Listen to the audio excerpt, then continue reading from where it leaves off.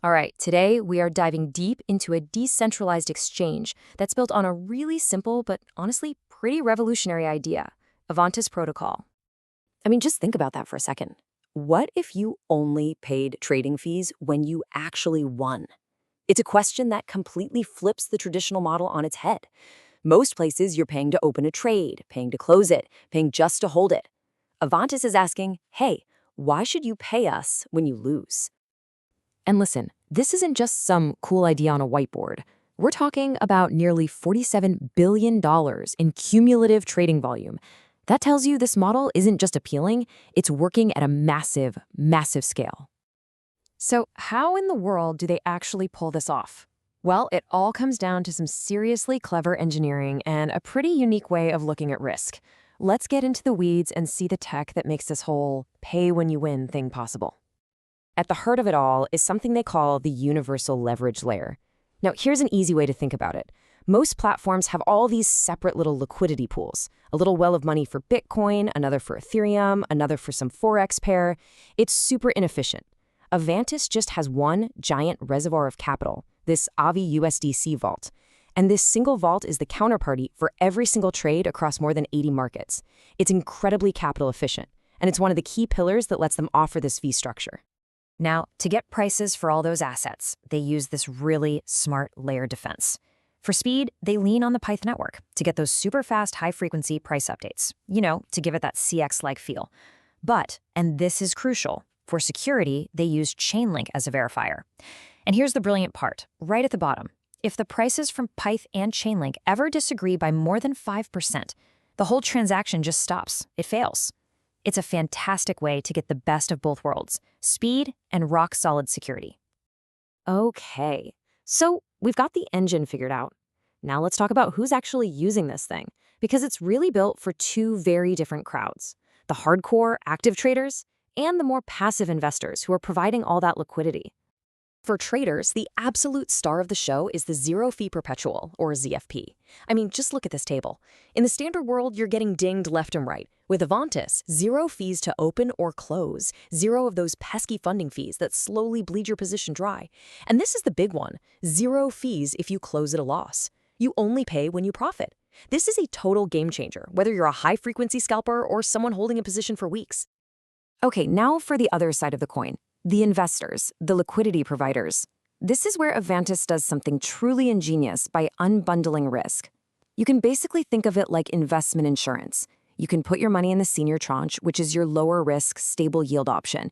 It's protected because the other tranche takes the first hit. Or you can be a bit more of a daredevil and go into the junior tranche. This is the first loss capital.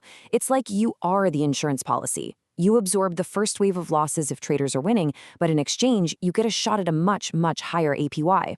You get to literally choose your own adventure when it comes to risk. So the tech is smart, the user models are unique, but is it actually performing out there in the hyper-competitive world of DeFi? Let's take a look at where Avantis stands, especially on the base blockchain where it lives. While the numbers really don't lie, Avantis is the #1 top dog derivatives protocol on Base. It's capturing nearly 40% of all the perpetual trading volume on the entire chain. In a market this crowded, that is a seriously dominant position. So how did they get there?